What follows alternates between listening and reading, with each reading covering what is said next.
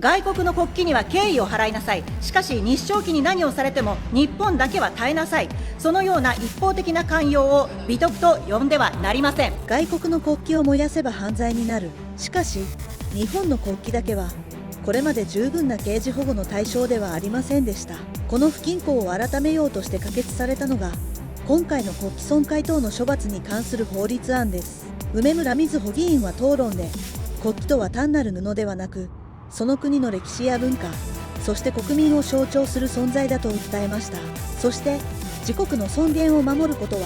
他国の尊厳を軽んじることではなく、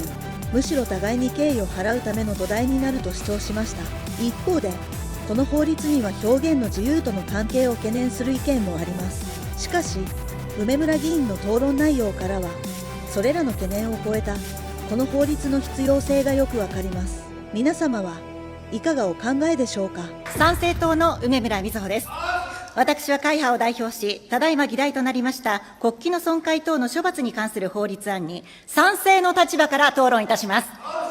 国旗とはその国が歩んできた歴史、先人が守り育み、現代へ受け継がれてきた伝統や文化、その国に生きる人々の象徴でもあります。オリンピックのメダリストたちが掲揚される国旗を涙とともに見上げるのはなぜでしょうか。国の代表選手として選ばれ、国民の期待を背負い、国旗を持って送り出され、国旗を振って応援され、国のプライドをかけて戦い、長年にわたる苦労の日々の終着点として、自国の旗が掲揚される瞬間を何度も夢見てきたからではないでしょうか。また、外国から要人を迎えるとき、私たちは日の丸と相手国の国旗を並べ、時には2本の旗を交差して掲げます。それは単なる会場の装飾ではありません。国旗を通じてその国の歴史、文化、国家、そして国民に対する敬意を表しているのです。国と国との間には時として深刻な意見の対立があります。外交関係が緊迫することもあります。価値観が大きく異なる国もあります。しかし、どれほど意見が違っても相手国の国旗を焼き、引き裂き、踏みにじることは慎む。それが国家間における最低限の礼節、国際儀礼であります。だからこそ我が国は明治40年の現行刑法制定時から刑法第92条に外国国章損壊罪を置いてきました。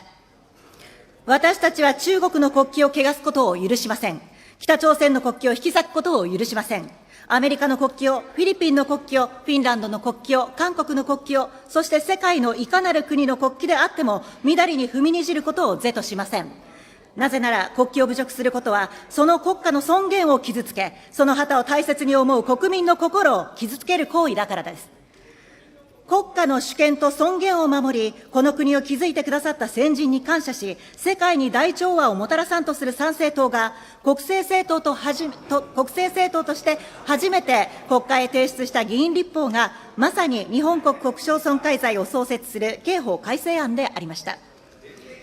その意味で、本日の議論は私たちにとって特別な重みを持っています。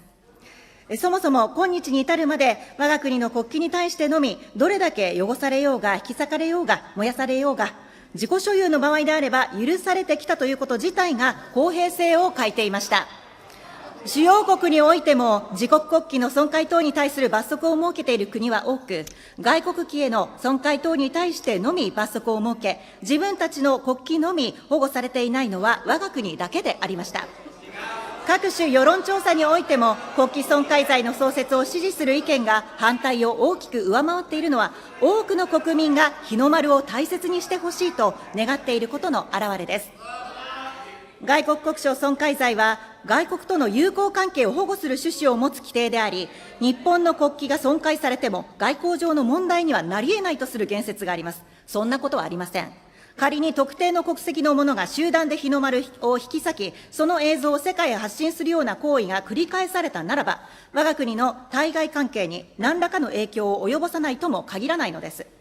外国の国旗には敬意を払いなさい。しかし日照期に何をされても日本だけは耐えなさい。そのような一方的な寛容を美徳と呼んではなりません。自国の尊厳を大切にできるものであってこそ、他国の尊厳にも真に敬意を払うことができるのであり、立法府として明確な規範意思を示す必要があります。表現の自由を侵害するのではないかとの言説があります。もちろん表現の自由は民主主義を支える極めて重要な権利であり、政府や政党、政策に反対する自由も最大限尊重されなければなりません。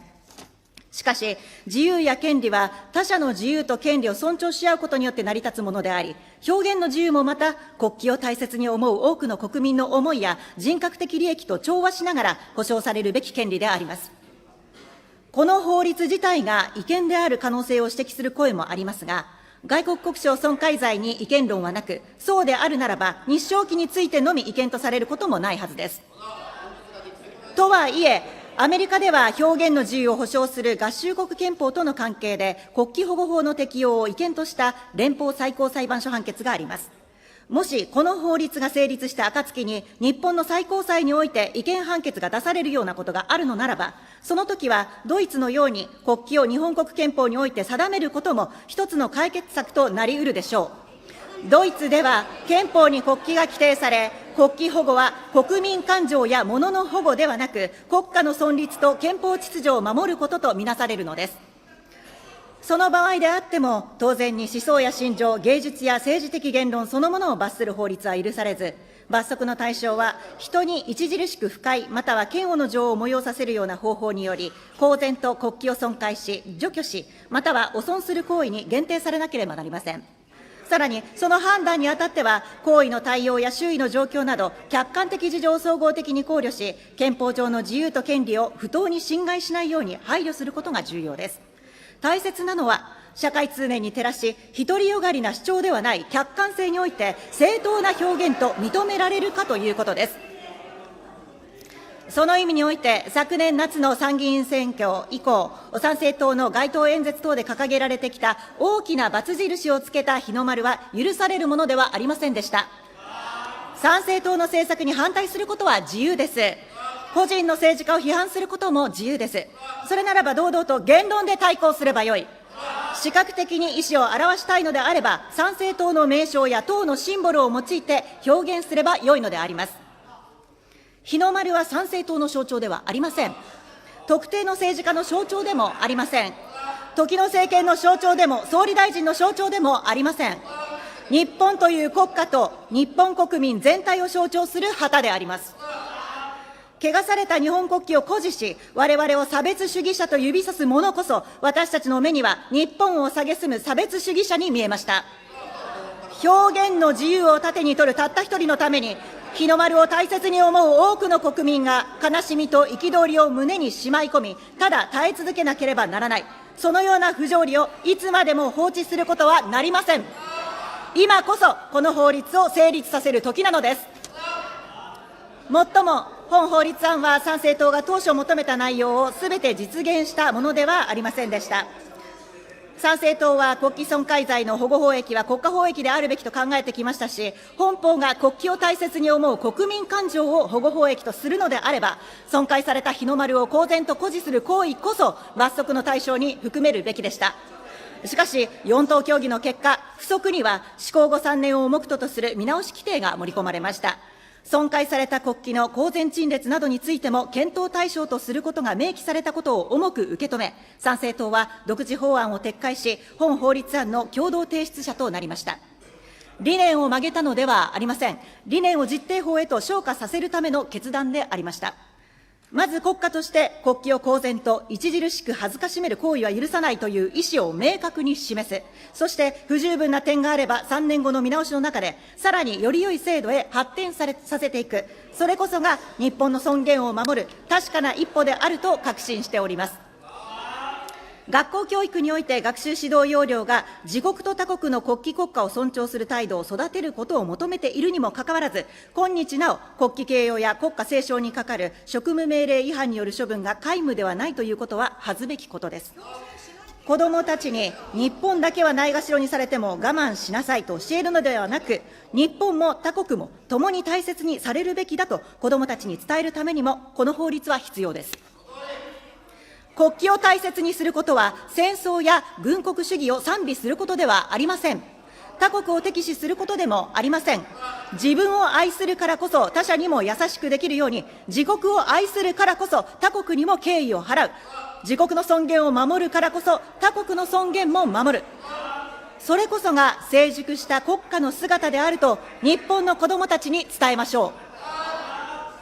う。国旗とは国家の過去と現在、そして未来を結ぶ旗です。先人から受け継いだ形見であり、子孫へ託すたすきでもあります。白地に赤く日の丸染めて、青空高く日の丸上げて、この美しい日本の旗を胸を張って次の世代へ受け渡そうではありませんか。以上、参政党を代表して本法律案に賛成することを改めて表明し、討論を終わります。ありがとうございました。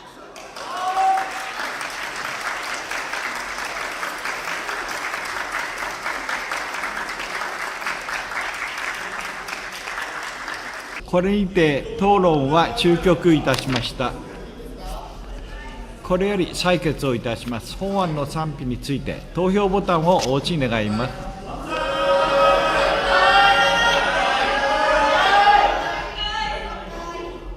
まもなく投票を終了いたします。これにて投票を終了いたします。投票の結果を報告いたします。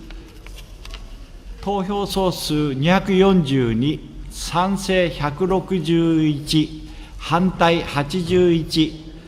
よって本案は可決されました。